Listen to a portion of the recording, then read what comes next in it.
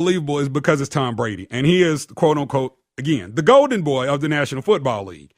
Um, it's just kind of unbelievable that he would be involved in something like this. I mean, because again, I'm not sure because I've never played football, never played quarterback, so I'm not sure. But I have, I mean, I have played with a football that was overinflated, in my opinion, so I could kind of get that.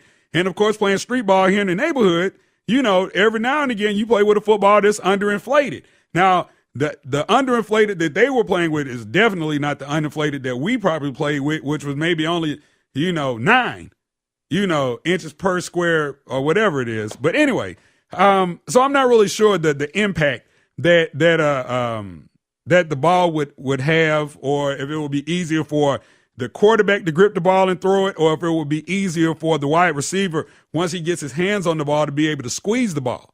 But again, I played with an underinflated football before, so I know that they don't travel as far as a well-inflated football. And I know that an overinflated football is a little bit more difficult to throw as well. But this is just, again, this is unbelievable. Now, the NFL is considering discipline against McNally, Jastrzemski, I'm just going to keep butchering his name, and the golden boy, Tom Brady. A source close to the investigation told the mothership ESPN insider Adam Schefter. Discipline is days away. Now, from what I've been hearing is that discipline is right around the corner. Troy Vincent got this thing earlier today, and so he's saying that the action will be swift. And so we're going to see exactly what type of penalties will be levied against Tom Brady and these other two characters. Now, again, I'll say this. I am not, nor have I ever been a guy that has cheered for the New England Patriots during that great run, 01, 03, 04. I was never on the Brady train. I never was on the Belichick train. I never was a fan or rooted for the New England Patriots. And that was before we even found out about Spygate. I mean, me, like, I try to keep it local. And again, if this is your first time listening to this podcast, we are located in Metro Atlanta. All right. Home of the Falcons, home of the Hawks, home of the Braves. And so for the most part, that's what I try to stick with. Now, basketball, I'll go ahead and self-confess. I've done this for years. Growing up, a lot of folks like the LA Lakers. But me, the team that I cheer for outside of the Hawks were the Boston Celtics. I like the Boston Celtics. So, that is the only team that I've ever rooted for that wasn't an Atlanta team. And again, that's my connection to New England, the Boston Celtics. And it stops right there. But then there was that one season that I did root for the New England Patriots. And that was 2007. And that was the Spygate year. But the reason that I was cheering for the New England Patriots was because, they had recently signed the former magna cum laude of Rand University, Randy Moss, who was coming out of that black hole in Oakland. And people weren't sure if Randy Moss still had anything left in the tank. And lo and behold, Randy showed us that he had a whole lot in the tank. He and Tom Brady did some phenomenal things together, going 16-0. And again, I'm one of these guys that I like to see history happen. And it has nothing to do with being a journalist or anything like that. Just from a fan perspective, I like to see history being made. I enjoyed seeing those the break-ins on ESPN when Barry Bonds was going for Hank Aaron's home run record. I enjoyed that. Even though, of course, Barry was juicing, but I enjoyed that. Seeing the Chicago Bulls back in the day. When they only lost, what was it? I can't even remember what they got. 76 wins, 72 wins, whatever it was. 72-10, I think it was. I enjoyed seeing that. Seeing the Chicago Bulls again win 6 championships in the 90s. I enjoyed seeing that. Several events I enjoyed seeing. I mean, again, the New England Patriots going 16-0 and seeing Randy Moss, the only guy on the team I was cheering for. I only cheered for Randy. They went 16-0. And they did it in a spectacular fashion. And so, just as a guy that loves football, you couldn't help but to root that on. But again, that was the Spygate year, and we know what ended up happening that Spygate year. The Patriots ended up making it to the Super Bowl, and they fell to the Giants 17-14. And again, that's, then, the Spygate thing took legs of its own. kind of, started spiraling. And next thing you know, there were fines issued and, people fired. And again, if this is the Patriots way, finding a competitive advantage, I don't want any parts of that. And as a fan, I don't want any parts of that team. You just got to be honest with you. I mean, when I look at this New England Patriots team, the one thing I say is, yeah, they're winners. I'll never take that away from them, that they're winners. But it's like the more as time goes on during this Belichick era, the more things happen, the more you find out, and it's kind of like, what did you do in 2001, 2003, and 2004? Did you do anything to gain a competitive advantage then? Because remember, when Spygate came out in 2007, and just to give you some background, the Patriots were accused of spying on the New York Jets. I think that was September of 2007. But it's, again, going, what did you do then?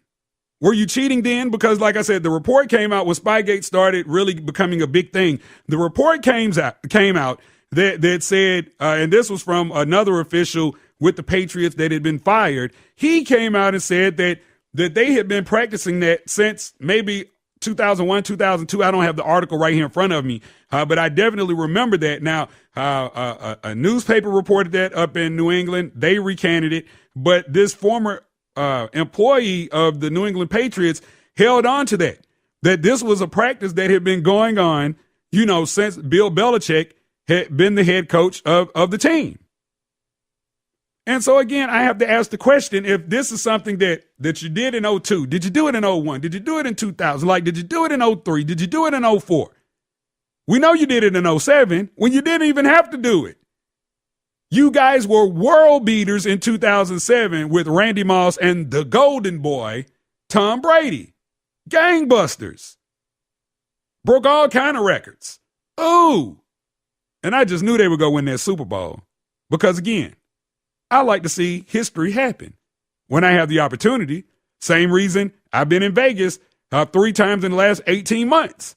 Because I want to see history. I either want to see if somebody's going to knock Floyd Mayweather off the block, not knock him out per se, but knock him off that undefeated block, or I want to see if he's going to get to 49-0 and Tyreke Marciano and then go on and go 50-0 and own the record outright. I like to be or like to see history when it happens. I don't like to hear about it. I mean, there's some things, some sporting events that really don't matter to me. If it's an historic event happens in hockey, who cares? Well, somebody cares, not me. If there's something historic that goes on in the PGA, I don't care unless it's Tiger Woods. Tennis, could care less unless it's the Williams sisters or that, oh my God, I can't think of the other black chick that's come on like gangbusters here the past few years. But I don't care. In baseball, yes, because I am a huge baseball fan. I care. Anything pertaining to the National Football League and history, I care, unless it's some stupid record like, Brett Favre being the all-time touchdown leader and then coming back and being the all-time interception leader. I don't care about that history. Not one bit. But I'm just kind of wondering, and this is the Sports Kings podcast. Rob Calloway flying solo. Don't forget we're being heard via Spreaker.com. And when we're not at Spreaker, we're on Facebook, we're on Twitter, and we're on Instagram at Sports Kings Live. You can always email us, sportskingslive@gmail.com. Now, here's what I'm interested to find out. What is the punishment going to be for Tom Brady? Because a lot of you might not remember this, but there were a couple of times that Tom Brady actually joked, and I wish I had the audio for tonight's show. But there were a couple of times where Tom Brady actually joked about the ball being deflated. And it was something about he loves how Gronk spikes the ball because it deflates it a little bit and allows him to grip it better the next time they come out on the field. And then you find out that he's actually been talking to these guys doing, jersey swaps and sneaker swaps, in order to get the ball right where he wants it. How long has this been going on?